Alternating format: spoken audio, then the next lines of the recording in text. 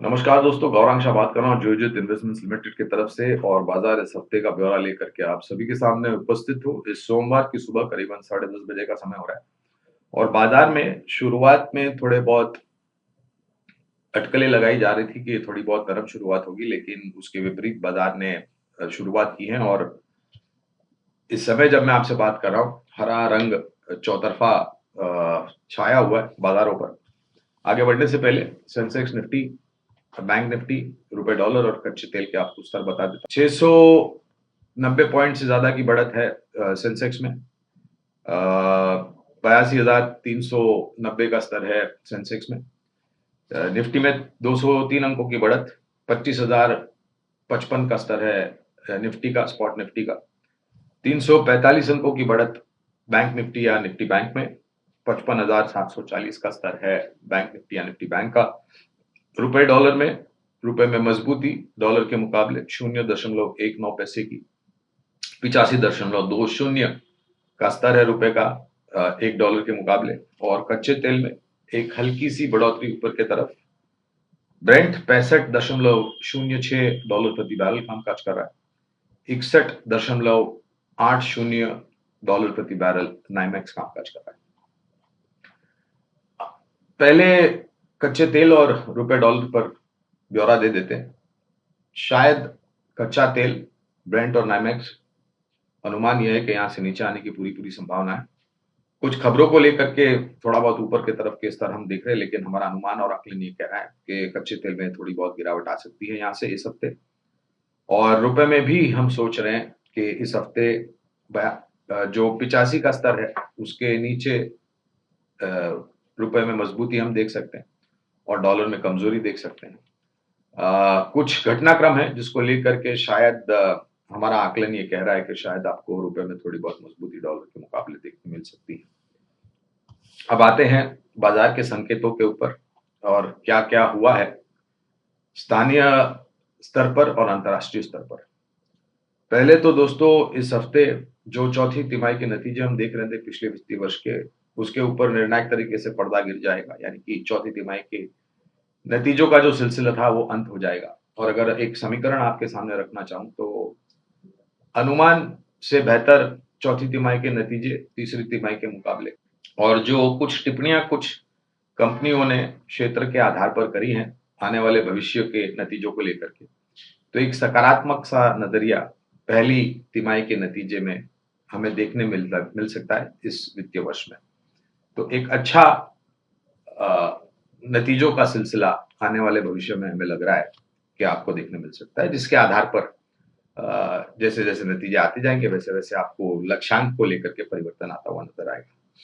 दूसरी अच्छी खबर यह है दोस्तों कि राष्ट्रपति ट्रंप ने अमेरिका के यूरोपियन यूनियन के ऊपर जो टैरिफ 50% की लगाने की बात करी थी उस तारीख को आगे बढ़ा दिया है। 9 जुलाई तक कोई टैरिफ नहीं लगेगा, ये खबर आई और उसके कारण एक सकारात्मक सा नजरिया आज हमने हमारे बाजार में, एशियाई मार्केट में, और आज यूरोपियन मार्केट और यूएस मार्केट में भी आपको इसका एक सकारात्मक रुझान आते हुए दिख सकता है। बाजार की दायरे की बात करें, नीचे की तरफ निफ्टी 24,600 से लेकर के 24,700 और ऊपर की तरफ 25,000 25,200। दिक्कत एक ही है दोस्तों के इस हफ्ते गुरुवार को 29 मई एफएनओ की महीने की एक्सपायरी, पहली बात उसको लेकर के उठापटक हावी होने की संभावना है। दूसरी बात यह है दोस्तों के इंडिया विक्स 18 के पार कामकाज कर रहा है और करीबन 4.15% की बढ़त है।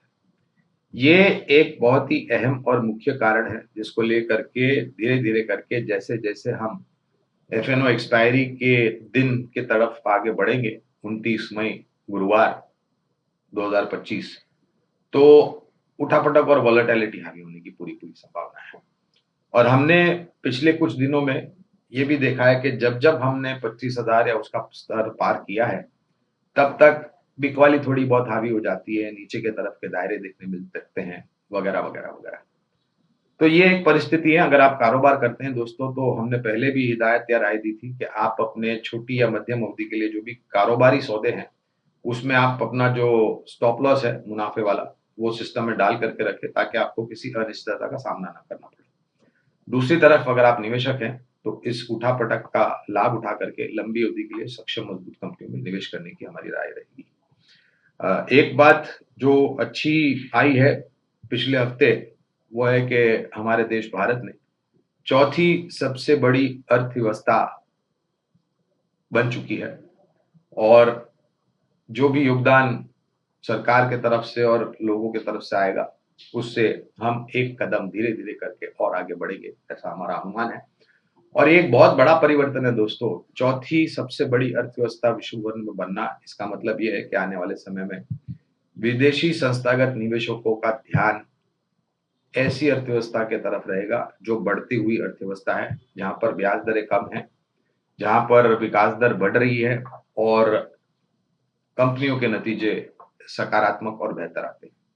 तो इन सब का समीकरण ये कहता है कि आने वाले समय में जो विदेशी संस्थागत निवेशक नहीं आए, वो तो आएँगे, और जो आ रहे हैं, वो शायद थोड़ा बहुत और डॉलर लेकर के हमारे भारत के शेयर बाज़ार में निवेश कर सकता है। ये एक अ अ, परिस्थिति जो उभर सकती है।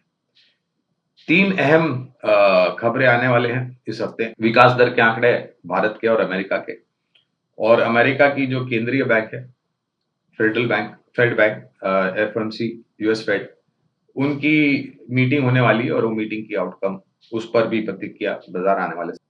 एक और सकारात्मक बात स्थानीय मार्केट में ये हुई दोस्तों कि केरल राज्य में एक हफ्ते से पहले बाजार ने आगमन हो चुका है, और आज सोमवार की सुबह बंबई और महाराष्ट्र में जिस तरीके की परिस्थिति है, मौसम विभाग ने कहा है कि 3 दिन तक लगातार मूसलाधार बारिश हो सकती है, तेज हवाएं चल सकती है।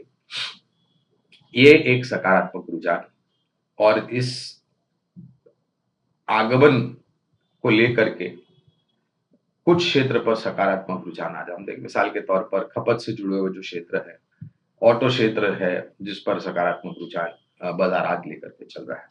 तो कहने का तात्पर्य यह है दोस्तों कि अगर मेघराज ने इसी तरीके से पूरे बारिश के मौसम ने आशीर्वाद हमारे देश पर दिया, भारतवर्ष पर दिया, तो फसल की पैदावार अच्छी होगी। फसल की पैदावार अच्छी होगी तो खाने-पीने के पदार्थों के दाम नियंत्रण में रहेंगे, और अगर वो नियंत्रण में रहे तो जो समीकरण महंगाई दर का है, वो भी नीचे की तरफ रहेगा। अब ब्याज दरों में कटौती की होनी होगी, पूरी संभावना।